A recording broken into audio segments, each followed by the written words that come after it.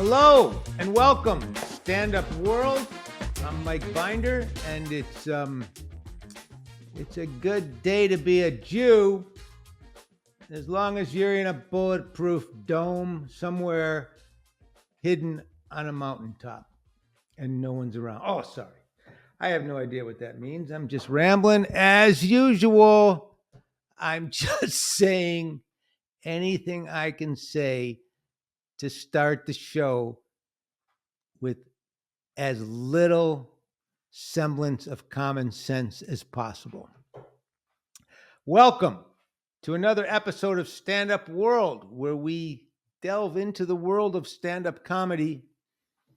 And for those who love the world of stand-up comedy, and for those who don't, we're going to be cooking brownies and teaching you how to make spaghetti in a little bit. Right? Say hello to Patrick Arnold. Hey, Mike. He's our producer. He's in Boston. I'm in Santa Monica. And we're going to be turning this into a cooking show very soon if people don't like stand-up comedy.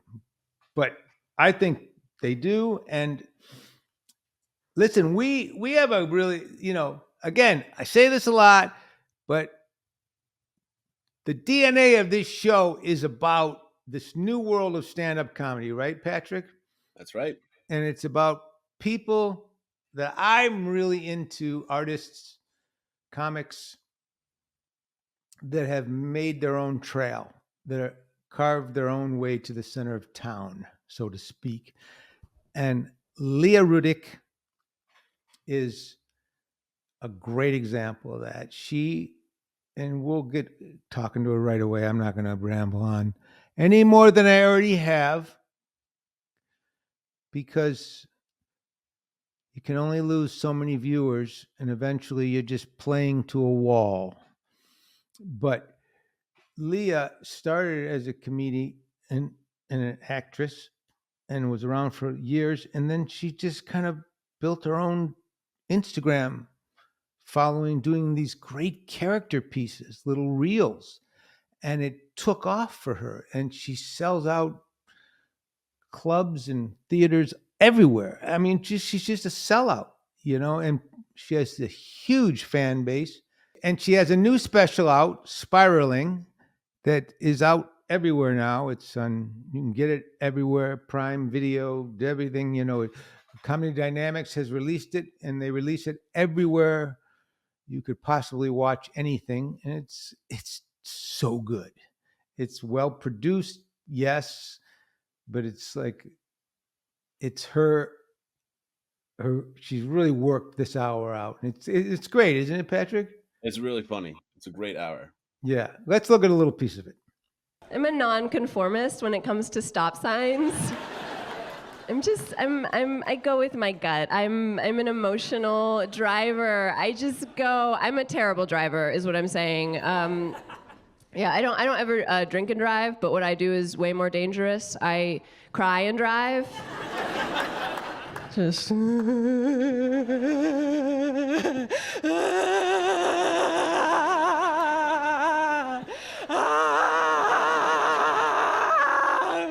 why won't anyone hang out with me? She's great, right? She's very funny. Yeah, I think so. Let's bring her on. Leah Rudick. Leah Rudick, how are you? I'm great. How are you? Good. Congratulations on your special. Thank you. It's really great. Did you watch it? Sure. Watch. Are you kidding? He did. He's saying sure. I don't know why. You're saying it like you're lying, but I believe you. Are you really? Am I saying it like I'm lying? Well, yeah. I saw it. Sure, I saw the special. I am the sure. one with where you're in green pants, right? Yeah. And you have the the jumpsuit. The joke about the husband. No, I absolutely watched it. I watched it. I loved it, and I thought, I had seen a lot of the stuff at Off Cabot. Yeah, well, that was actually. But I also thought it was just so well produced, and I just that whole ending routine about the super rich lady going Thank to Ohio, and you. I just thought it was all great. It's just all such a great combination of stand up and acting, and kind of some of the stuff that Lily Tomlin used to do. Oh my God, thank you. Wow, that's like the ultimate compliment. No, it's really Well, great. in Off Cabot, that was the first time that I was running that hour. Oh, really? And you actually you helped me with one of my jokes. So you gave me you suggested I change one word, and it completely fixed one of my jokes. Was fuck to fucker? Is that what it was? Yeah. Yeah, it was fuck to fucker, and that's why it's good. Which one was it? It was the joke. It was when I'm talking about my mom's psychic saying that I was going to get kidnapped I love that when I bit. was like 5 years old, and I forget what it originally was, but there was some small. It was like something where it was like, "Are you sure that was his vision and not his plan?" Where I had a different word in there, and you were Right, like, right. Try this word," and it was like a joke that I hadn't quite figured out, and it totally like. It's wild how one word can totally like. Yeah, it's a great bit, though. It's a great bit. And Thank you. It's based and on a real story, a true story. oh, really? Yeah. That's great. I just really think she's going to be abducted one day. Well, yeah, I mean, I mean, my mom has always been going to psychics, but there was one that when I was 5, he like sat my mom down and he was like, "She's gonna get kidnapped this year."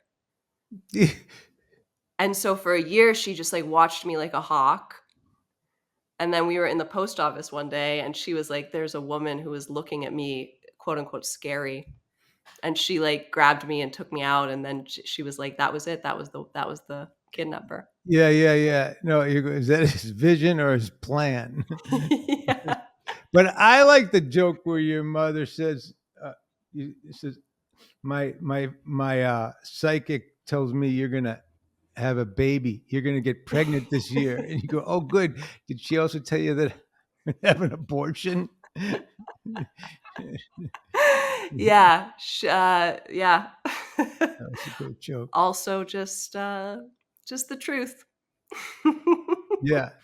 No, you actually have a good tag on it too. So this was from that was an old joke. I wrote it before, back when women had Last year when rights. women still had rights. Yeah, that was great. Thank you. Yeah, it's great. The other thing that I have to say that I really liked, and a lot of kind of I guess if you could say the DNA of this podcast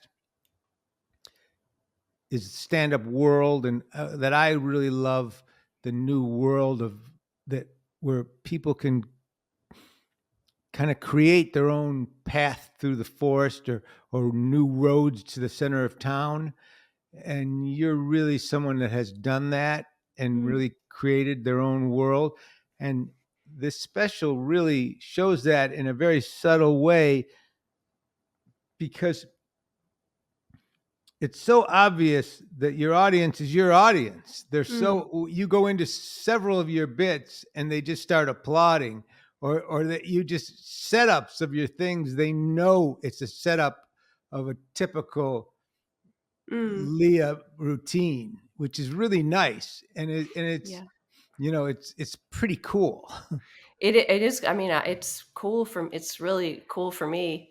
It's got to I be. mean, it's like, um, it's been a wild year for me, like, building an audience this way and having it translate into people coming out to shows, and, cause like, I've been doing comedy for, like, over 15 years, stand up for about 7 or 8. Um, and so to all of a sudden have like a room full of people that are there because they already like you is such a like wild is just so different from, you know, where it's been for the nearly 2 decades prior. Like it just feels like it's such a like treat to be able to perform for people who already like you. Well, I would always find it it'd be a great treat, and then it was like a lot of pressure. Mm. You How know, how do you mean? well, because like when I was a kid and I would do it and I'd play my own shows at comedy clubs, I was so happy to be filling them, but then it'd be like, oh man, I gotta do something different. I gotta have new Mhm. material, or I gotta really kill this time because I killed last time, or they're here to see me, and Yeah. it's not just like a I'm not one of 8 people on a lineup. It was completely different, and Yeah. I found that pressure really tough for me, So I Yeah.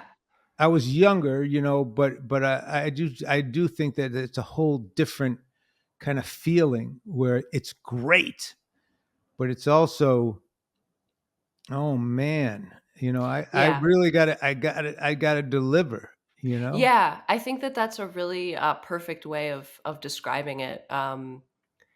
Because it's like if you have a whole audience that is there to see you because they already like you, and then you don't crush, that's like, oh fuck, like like they came in hot and ready, and I just did not give them what they wanted. Well, I mean, a really good example is like the last year and a half, I've just been coming back after doing it for a long time, and I'll just go up as a middle with friends, or if you remember, I went up with before you let me go up that weekend at Off Cabot, and I have nothing to lose.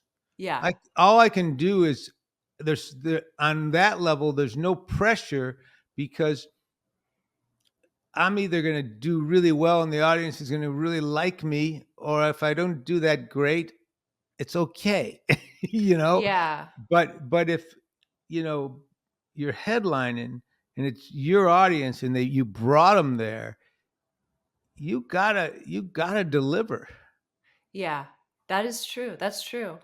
But I'm someone who is just like always filled with anxiety. So whether it's a show that I'm headlining or whether I'm going up on a showcase with 10 other people, like I'm pretty much consistently scared That's really funny. all the time. But I did think it was really great. There was a couple of the routines. In fact, I think one of them was the extremely rich lady. When Uh-huh. you just started into that, the crowd just started to applaud because they Yeah, it's knew they knew crazy. they knew that as a character. I believe from your Instagram, right? Yeah, yeah. Yeah, and that's what a big portion of the audience is, because I started doing this character, and it really took off, and like that's a huge reason why I built the following that I did. Um so I had to find a way to incorporate it into the show, because I didn't want people leaving feeling like they didn't at least get that thing that they thought they wanted. Um and it's always so wild when that happens. I mean, sometimes it's really annoying because people will like shout out in the middle of my shows, just like "wealthy woman," and it's just like, shut up. Like Yeah, um you go. Yes, I am, and I can have you killed. yes, yes. I loved at the beginning when you came out, and that's like your opening line is like, "Yeah, I kind of have good social media now," like, and everybody goes crazy. Yeah. And I love the outfit that you're wearing, and the shoes are very cool. How Oh much my did you god, like thanks. the shoes rocked? How much say, I guess, did you have into the production value? Because it looks great. Like, it looks so good. By the way, Leah, Yeah. he's lying. He did not see the He special. didn't watch it. He didn't He want. saw a Oh, He looked wow, at a yeah. screen he still. He saw saw a he saw the still. picture that I posted on Instagram yesterday. Believe me, I've seen this with him.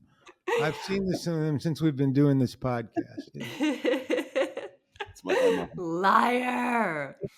I didn't have a lot of say in the production design. I mean, I chose my own outfit. They told me, or they asked me if I knew what color I was gonna wear, and I said green, and so I think, and then they designed like a purple, but I wasn't really hands-on with that aspect of it.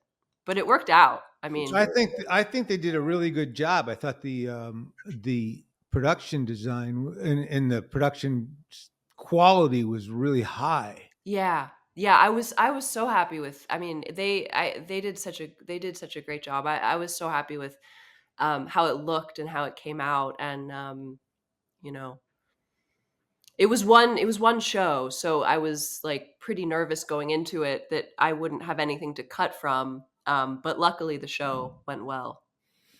Yeah, that's tough. I've usually like to do 2 shows. Yeah, When I've directed episodes, I've done 2 shows, and I would and I definitely do that next time. but you know something I'm thinking about doing, because and I've done so many specials, either my own or directed them. It's always 2 shows, and I'm just talking out loud to you here, because I'm thinking about when I'm going to do a special, lay down what I've been working on eventually, and I'm thinking about doing it and then just letting the crowd leave and really quick reviewing what we did, Uh-huh. and then doing pickups like we do when we shoot sitcoms. Yeah. Do you know what I'm saying? Like Yeah. like that bit worked, but I fumbled that word, and that bit, so you don't really you don't really need a second show. What Yeah. what I've found, and other directors have always said this to me too, and producers of stand up, is you always use 98% of one of the 2 shows, Yeah, and that's what I've heard. you get little pieces from the. Yeah. So to me, it makes more sense to just go in and just do pickups. Yeah. Yeah, and that's what I did. Like I got off stage and I was like, "Oh fuck, I forgot an entire joke." And then I went back on stage and just did the joke and it Oh, you did? Oh, that's yeah. great. Oh, Yeah, and that's they edited it in seamlessly. So it yeah, I mean, I knew there was that. I think just like leading up to it, the nerves of being like I have one shot just psychologically was like hard. But I was it was a thing where I think if I had had a second show, I would have still just used 98% of what I had in that show because I was really happy with it. where was the theater? What was the theater you shot? It was El Portal in North Hollywood. I know, yeah. And do you know how many cameras did they use? I think there were maybe 6. I actually don't know. There were a bunch of angles. I don't know either because I didn't watch it. So, but Patrick? he doesn't I'd know. say 6. Yeah, 6 sounds good. 6? Yeah. I thought it was cool to see you in such a big room too. I mean, I've only seen you live and off Cabot, but I was just like, wow, like you look good up there. Like, are you gonna do more theaters coming up? I would love to. Yeah, getting a little I mean, I love intimate rooms, but am I frozen? No, No. you're good. Oh, okay. I love it. I feel Do you like mean emotionally or as a person? I miss. both. Yeah. I'm frigid, that's for sure. I would love to do theaters. That's I mean, you get a little taste of like a theater and you're like, "Oh, this is Yeah, nice." sounded great. Yeah. Wait, And you guys are breaking up a little. you know what? I'll tell you what. It's not. It's not. You're having some emotional and brain problems. We're perfect. Wow. What a gaslight. You're having a breakdown. Oh yeah, it must The be me. whe- You're right. You're the right. wheels are coming off of your I think whole that they being. need to change my meds probably. We're fine. It's all inside of It's you. all in my head. Oh my Yeah. god. But other than that, I think you're doing great. I wouldn't drive or operate heavy machinery ever again. No, they're gonna But take away my license. And lock me in the attic. um, you know, I was just going to say, I was curious how you thought how long it will take you to put together a whole nother hour like that. That's such a good question because it's something that has been keeping me up at night ever since April. Well, Um, I think some of your brain problems should also be keeping you up at night, but sure, right. You know, I I've set a goal for myself to have a year turnaround. So by spring, I hope. I mean, I feel like I probably have 25 to 30 minutes new since April. that's I don't great. know. It's I don't because that was my first special, and it's like it's the culmination of so many years. It's so wild to think about turning all of that over in 1 year. But I want to try. But listen, that's the reason I asked the question, because that is the huge question. Because Yeah, the first, the first hour sometimes takes 20 years or 15 years, yeah, and then you got to just shit can it and start over. But I will say, and I really mean this, I think you're a great performer. You're obviously an actress and a comic, but your writing is really fantastic. thank you. So I think I do think that it's a really strong tool that you have, is the writing. So I guess I think, from what I've seen and what I've felt, I think once you just kind of go, okay, I did that, and yeah, it took a long time. The second one, it's just about discipline and writing. Yeah, yeah. And I think for me, I'm such a perfectionist that it's been hard for me to try new stuff. That's been something that I have just been having to like force myself to do and work on, where like I just have to try new jokes in headliner sets. And that's new because I've only been headlining for the past year and a half. And prior to that, I would try stuff in open mics where there were no stakes. And so adjusting my brain to being like, you have to use these headlining sets to test new stuff in the middle of your sets. Otherwise you're Yeah, not gonna grow. it's really tough. It's really hard, and it's a big question. And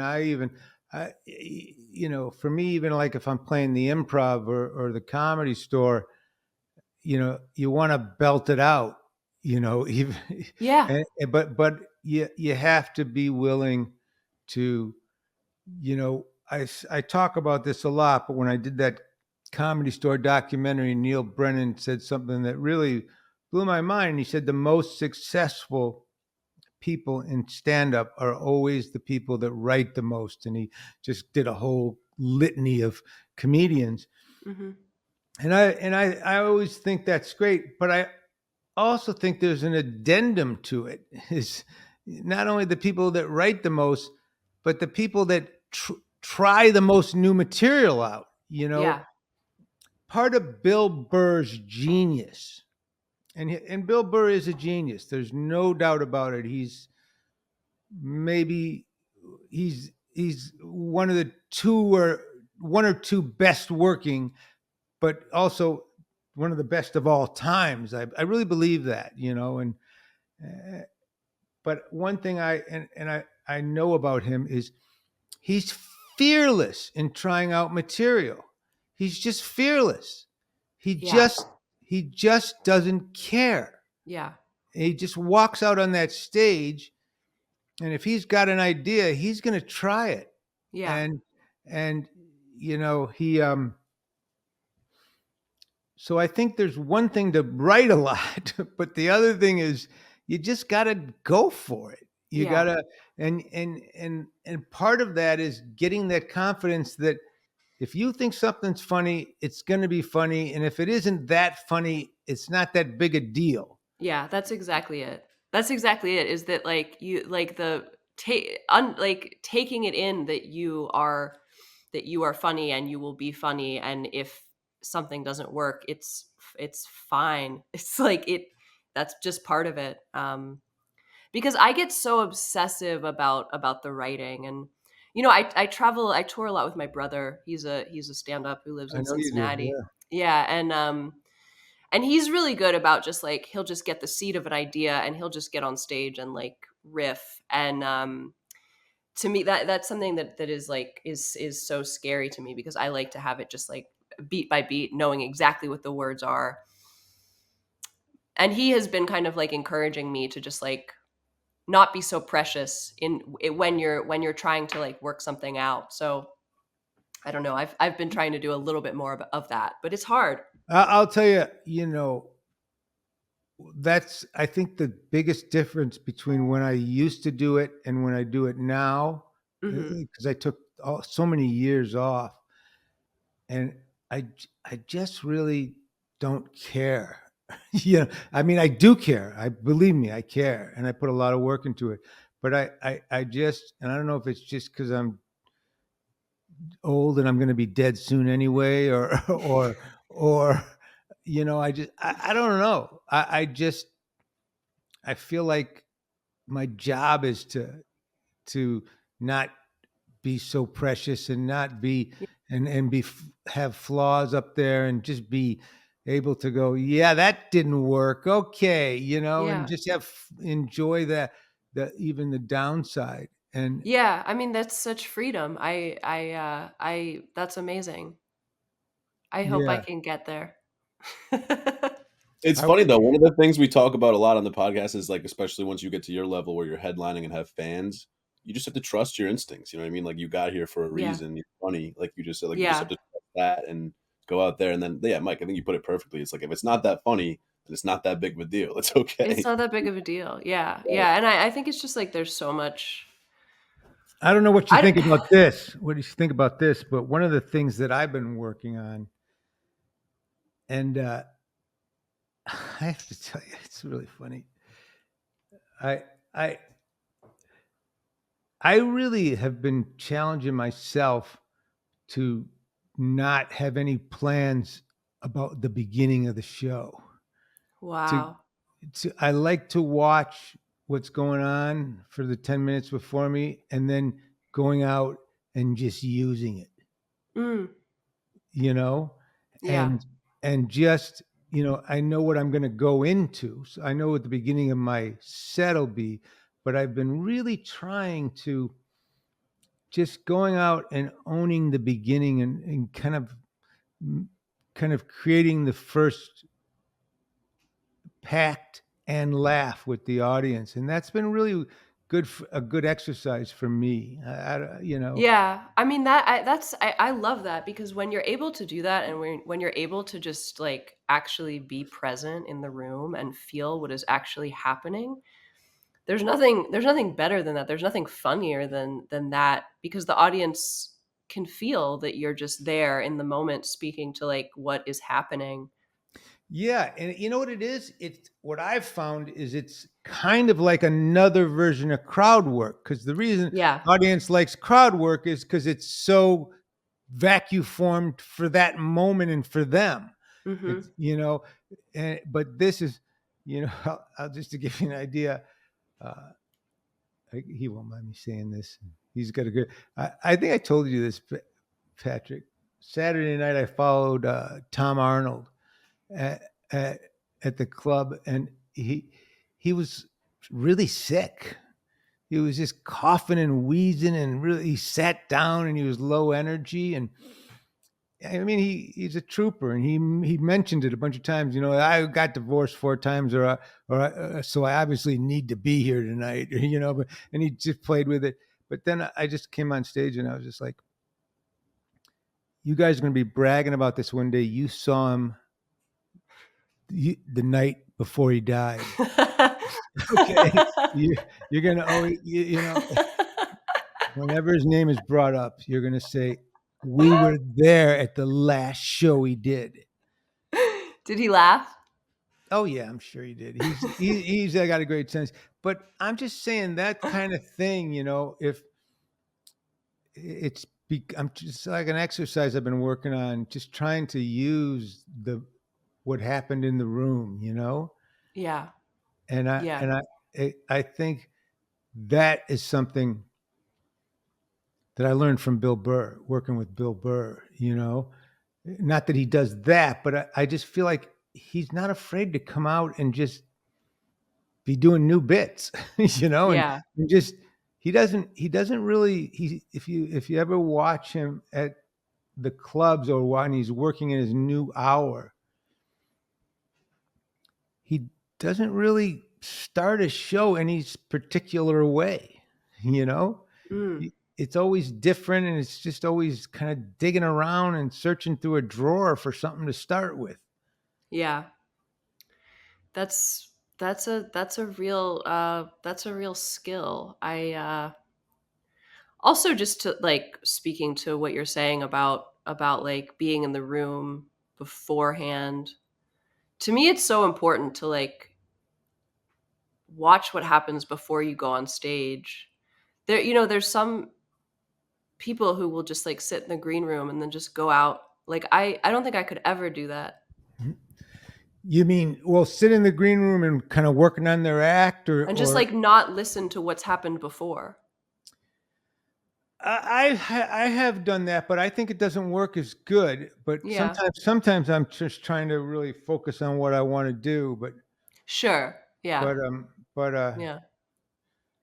I do you remember that night that I was opening for you and off Cabot, and everything just went wheels up for me.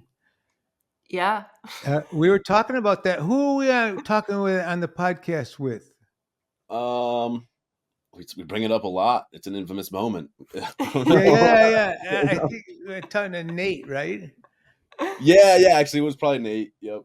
But I just, that was so bizarre because I felt the worst about was I thought, God, I hope she's downstairs not knowing this is going on. And then afterwards, you came up to me, I'm sorry about that. I saw that. I go, oh man, because as I was thinking, I go, shit. This is putting such a ringer right before her show, No, but it was so weird. It was wild. this guy, just for those, if you're listening, I'll tell you in 2 seconds. I did this innocuous pedophile joke, which I always do, and some guy just lost it on me, and drunk guy, and then instead of the audience, some woman in the audience had it turned into the Phil Donahue show, and everyone in the audience had an answer for it, and it just It was a wild it was like a riot.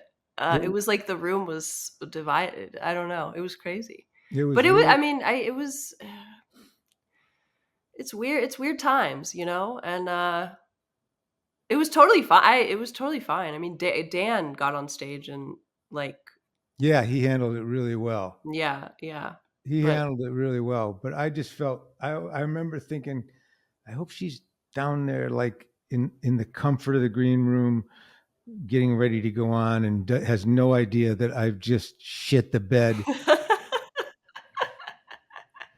I mean, I was downstairs for part of it, so I didn't like fully ingest I think your husband was there that night. Yeah, he was. Yeah, Yeah. yeah, Yeah. yeah. Yeah. It was crazy though, but it is what, and it's really funny. We talk about it because I just got such a kick out of it, because I will tell you, I mean, we were talking about this with Doug Stanhope, because when I was a kid, and I did stand up from 17 to 30, like every night of my life. Uh-huh. I had that 1 out of 20 shows. Really? Yeah, but that's who I was. I was a drunk, druggy, crazy guy, and I was a young kid, with just wild energy, and I provoked the audience, and I liked, you know what I mean? I brought out I antagonized people for some reason, which Yeah. was fine. My whole act was that. I used to have at the Comedy Store, I used to keep a giant fire extinguisher filled with water, and sometimes I would just spray people in the audience if they got too What? crazy. Yeah. Jesus. Yeah, I did it on an HBO special, you know. Oh my God. But I was just a wild kid, you know. I was 20 years old when Mhm. I was doing HBO and stuff like. But and I always had beers on stage, and Mhm. and The good old days. yeah. But I'm just saying it's just different when you're sober and you're it just was different for me because that's not I'm not in that space anymore, and Yeah. I know you're not in it. I don't know if you're sober, but one thing I know about having seen 3 or 4 sets of yours, and now you're special, you've got this kind of grounded energy. You're not in any way combative with the audience. You're just they're so No. at ease with you Well, know. I'm not a combative person. Like I Yes, think you that's are. I could just tell the way you took on no, Patrick and I. no, I'm not.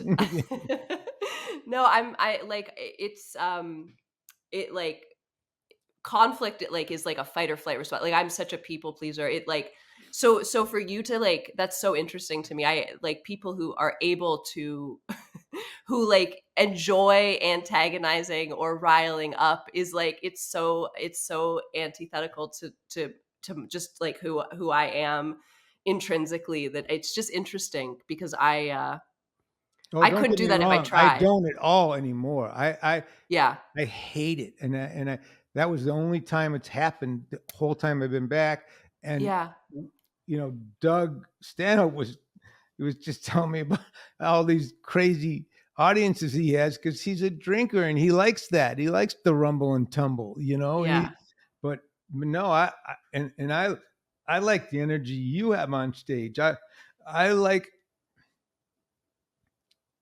I like making people laugh and making people have a good time. And but I just, you know, I'm 65. I was a lot different when I was 25. I'm Believe me, sure. I'm sure. Yeah. But yeah.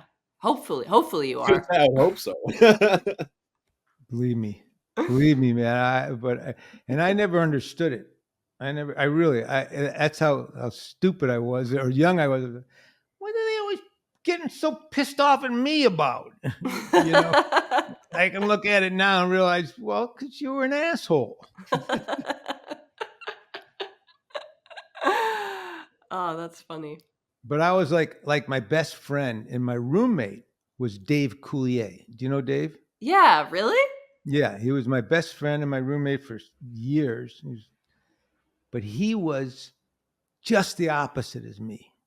I was always fucked up and stoned and messed up, and he was completely clean. And I'm studying to be a pilot during the day, and I used to just tease him so much, but on stage he was so likable and he was Yeah. so good with the audience, and he would do sounds and voices and characters, and the audience just loved him Mhm. because he loved them, and he was so comfortable in his skin. Yeah.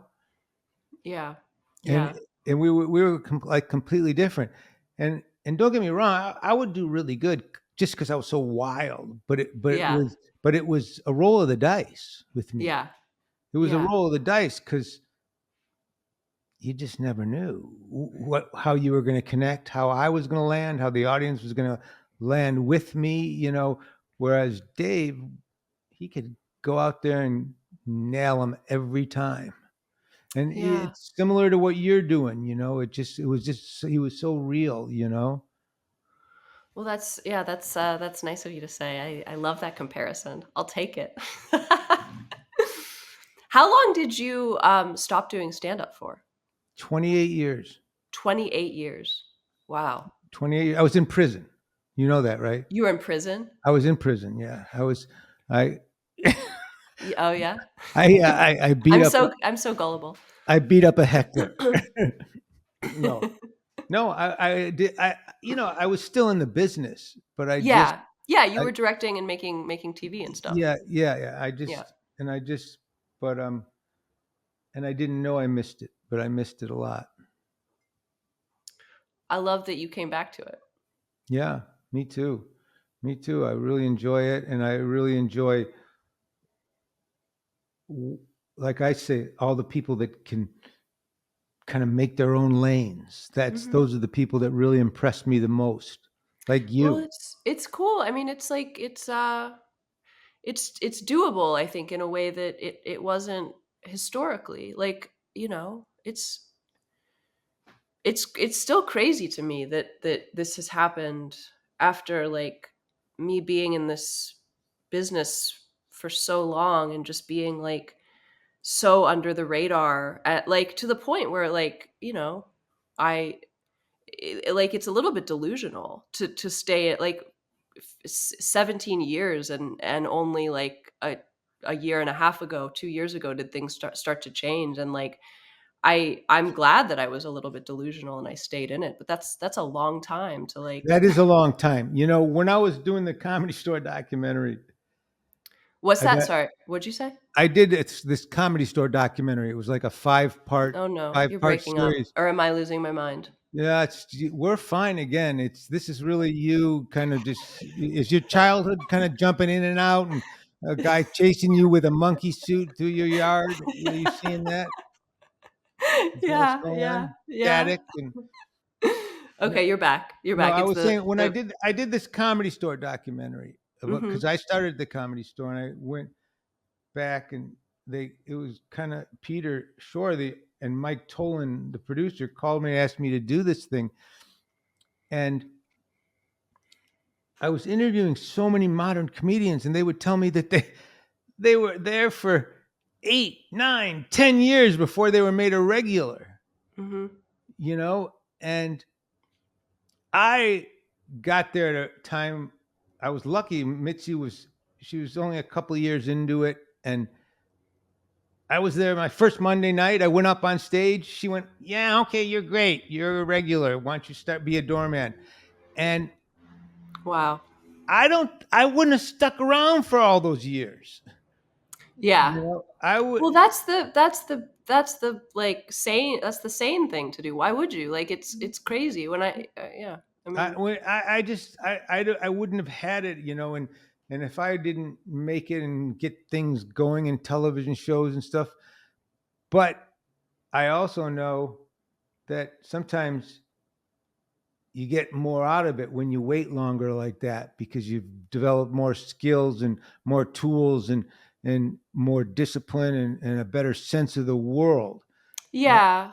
I think that like the fact that this is happening to me now, I mean, I feel really great. I feel ready for it. I think in a way that I maybe wouldn't have felt 10, 15 years ago. And I know myself and I know my voice and That's my point. I'm enjoying it. Also, like I'm so happy to to be like to have things like happening and to like have an audience. Like I'm so like it's so fun. And I think I'm appreciating it so much more because it was just like so long and I just like wanted this so desperately for so long. So it is like I'm glad that I'm able to like enjoy it now. No, I think that's what I mean. The other side of the coin. It can happen quick or it can happen a long time, but you get such a bigger reward.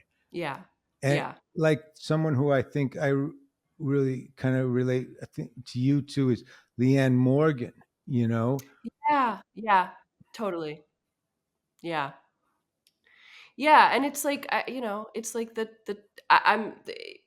people can just pop off and come out like in a way that like I turned 40 last month, and it's oh, like 15 years ago. I if I realized someone told me that it was only going to be at that age that I would find success, I would be like, that's not possible. Like you'll be retired, yeah. So And the it's great thing about it for someone like you, what I think is, we're in this age where you can now do anything you want, and you can just, it's really all about what you decide and create, because you're not in competition with anybody, and it's Yeah. not, it's just like, if you come up with some incredible idea, you can just make it and just do Yeah. it. And I see that all the time. I don't know if you've seen Shane Gillis's sketch show. I haven't. No. You got to check it out. When he got fired from Saturday Night Live, he went and he did this thing called Gilly and Keeves with this friend of his, and it's as good as any sketch show ever, Hmm. ever. It's genius, and I Yeah. think it's probably I think it's probably 10 or 12 sketches a season. They do it on YouTube. They do it cheap, but it doesn't look cheap, and Hmm. it's genius. Yeah. It's Yeah. so, I and mean, he like just, it's the world yeah, is your oyster now. You can, and it's so nice to not feel like jealous anymore in the way that right. like that it, we have access to things that we can kind of make our own way and not just be like, oh well, this person got picked up for this thing, and it's like, well, you can do it yourself, and if it's good, it's good, and the world will see that. That's right. That's right. And I'll tell you, it's like, without the belabor the point, you either embrace that and love that and really get it, Mhm. or you are so kind of not sure. And it's like, even my son, I have a son, and I love him, and He's a he's so good. filmmaker, He's a filmmaker, and he's got his right? own a movie coming out today on, Oh, like, is it today? yeah, on Apple and everything. But there are guy he's also, there's a part of him. I'm like, you can do this, and he made it, and you can make your own movies, and eventually just put them on YouTube. Hmm. But there's a thing in his mind that would be failing, unless he Hmm. could really use this to get picked up by and make movies with that guy and that guy. And do you know what I mean? I And I totally get that because you want the external validation. That's really like the what is like appealing to your ego is like someone that you idolize being like yes, saying yes to you. but It's yeah. it, but that's old. It's the old Sometimes, model. it's like, I will tell you, it's like when Shane Gillis started to hit, and he just so wanted a Netflix special so bad. And as great as a Netflix special is, it was like something in his craw that he had to have. Mhm. But the truth is, he put his special out on YouTube that did better than his Netflix specials doing for him, and he had his YouTube thing, and Yeah. you're sometimes you're chasing yesterday's ball down the street. Yeah, I think it's hard to let it go because that's what we grew up thinking that we Right, needed. And right. it's like the old model is dying, but it's hard to let go of that thing because it's stuff, like that you like I would love to have a Netflix special. I would love to have an HBO special, and it's like you don't need it. It just is just feels good. Yeah, it's just like getting the old cookies you used to have at Christmas, or that you used to see people, people used to have at Christmas. Yeah. You don't need it. And I totally understand it. But sometimes I think the guys and the comedians that I see let that all go and just go for the new world, do better. Yeah. That's I think that's I think you're absolutely right. I think you're absolutely right. like Andrew Schultz. You know, there's just a few of them. I think when Joe Rogan really decided he was just gonna be in the new world, I think, Yeah. you Look know, what happened. I think Whitney Cummings has really kind of turned that corner, and it just feels that way. Yeah. But I don't know. I could be wrong. No, I think you're right. Maybe it's my brain that's fritzing out. Yeah, maybe I think there's something wrong with you. Yeah, honestly, I'm seeing a girl run through my backyard as a kid, and you're very static to me right now. It's all you. It's all Yeah, in it your is. head. It is. Listen, I won't keep you a lot longer. I really, really wanted to talk with you and talk about your special, and going to show a clip and at the opening and there and just hopefully to just kind of do any small part we can to get the word out for people to see it. Thank you. That really means a lot. It was really fun to talk. Thank you for Yeah, having me. yeah, definitely.